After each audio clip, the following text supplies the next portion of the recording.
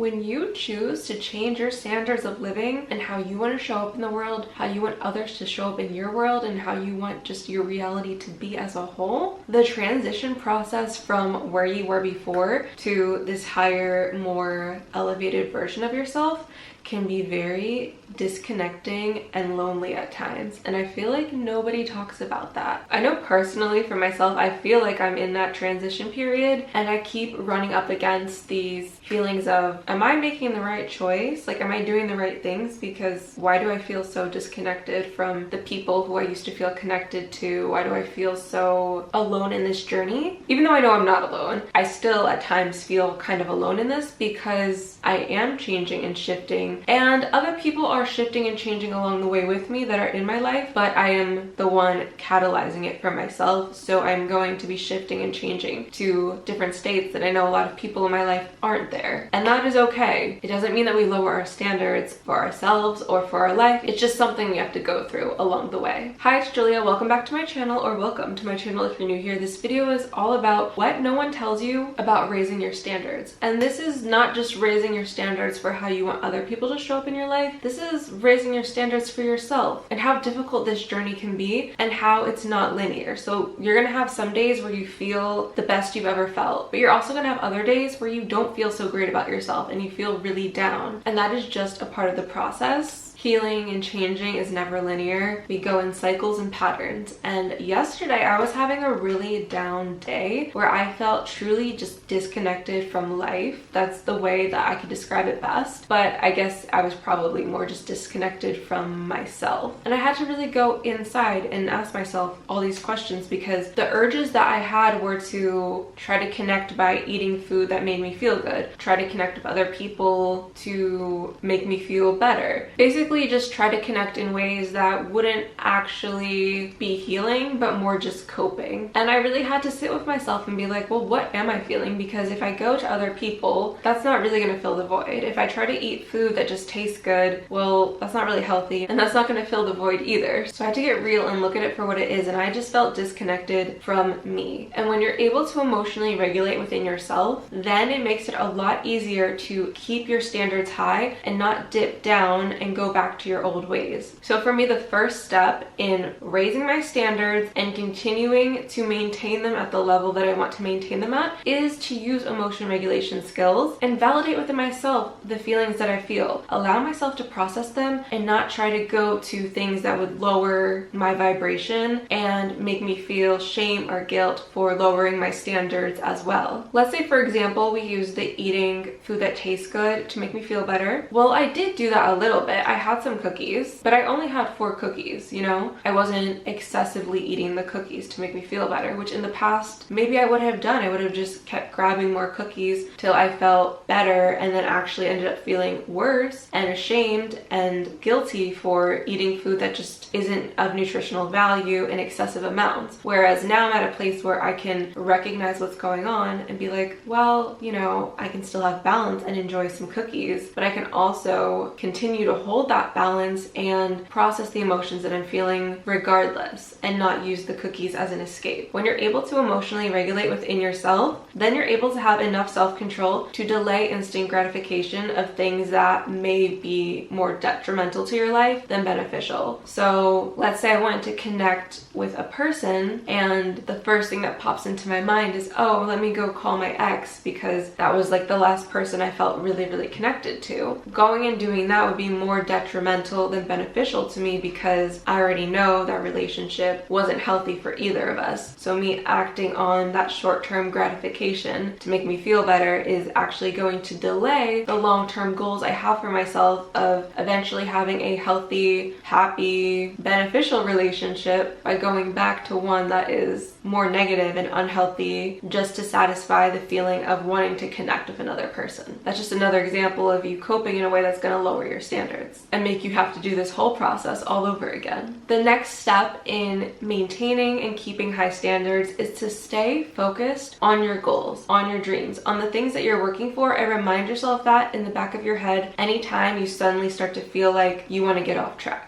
And you guys already know from my examples, if I were to feed into any of those urges, I would be going back on my standards. Also, another thing to note is when you do have a higher vibration, you attract more things into your life. They're not always going to be positive, and you need to use your discernment and keep strong boundaries no matter what. Okay, so a good example of this would be, let's say I'm out in the world. Because my energy is higher, it's more attractive, it's more magnetic, more people want to be around it, I'm going to attract more people and opportunities into my life that are going to come from all different energies. Could be positive energies, could be negative energies, could be neutral energies, but I'm just going to be attracting more of this into my life because higher vibrating energies are more magnetic. If I'm looking for a job opportunity, I'm going to attract both positive job opportunities into my life as well as more negative opportunities into my life. And I need to use more discernment to be able to see which ones would be beneficial to me. Another example of this is like in dating. When you're more attractive, you're going to attract more people in, but you're also going to attract more people in that could be a negative or not compatible partner to you. And you're also going to attract more people in that can be a more positive or compatible partner to you.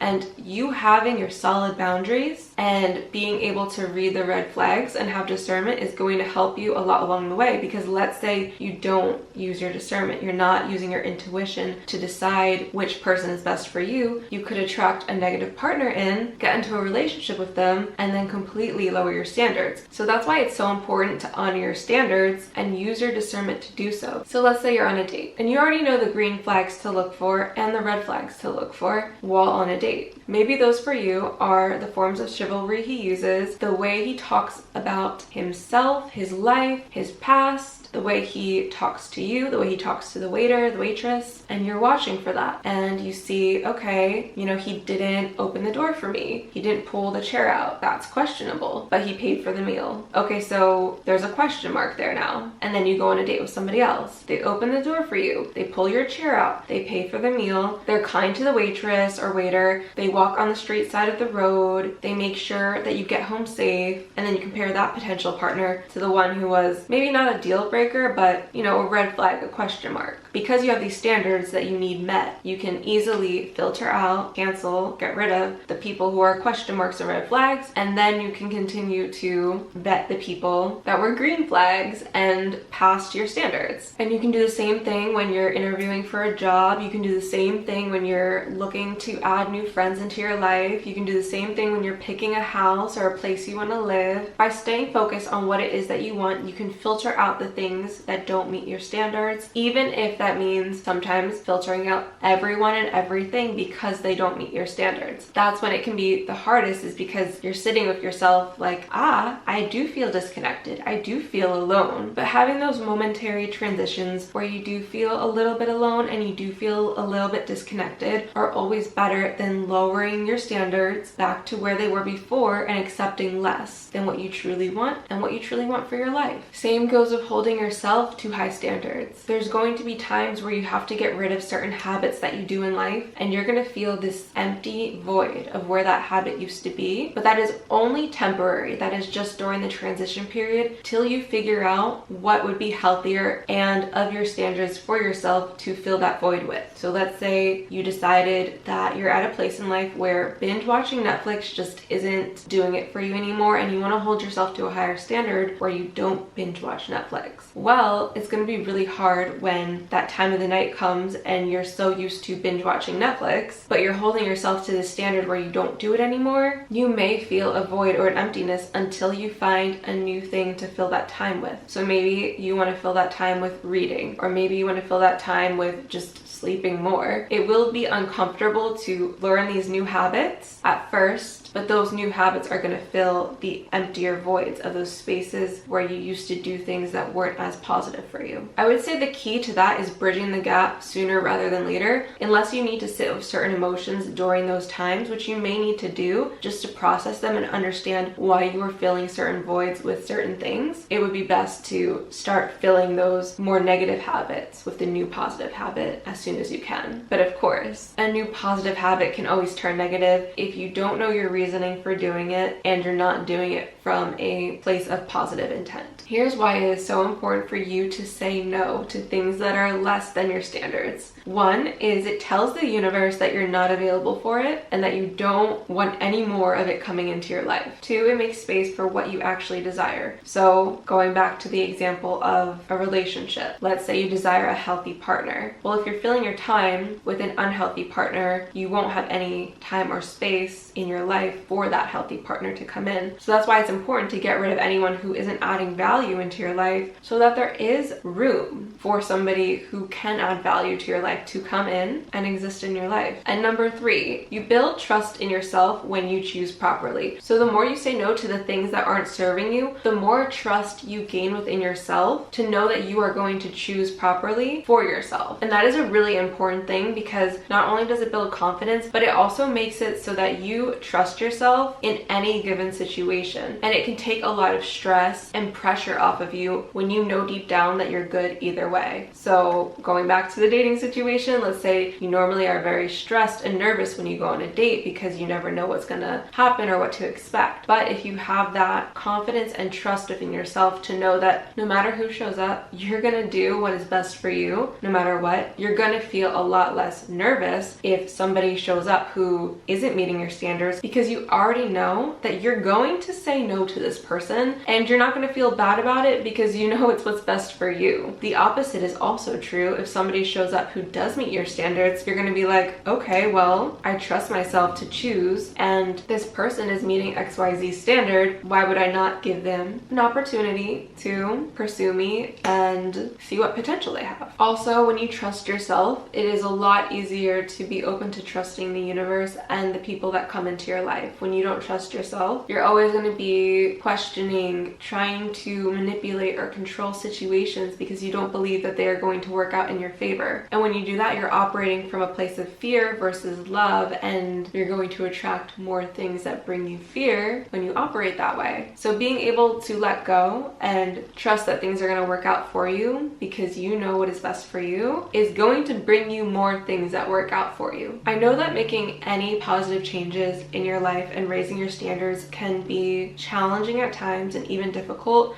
and can feel very lonely, but you just have to remind yourself that it is better for you to be holding yourself to a higher standard, caring for yourself in the best way that you know how, and setting that bar for every person and opportunity that comes your way, no matter what. And yes, this isn't linear, so there will be times where we make mistakes or we lower our standards for this or that, but you're always gonna feel the consequences after, and you can come back to this video, to this process, to repeat and do it all over again, because if you could do it once, you can do it again. And remember, you got this. And I will see you all in my next video next week. I love you guys so much. Bye.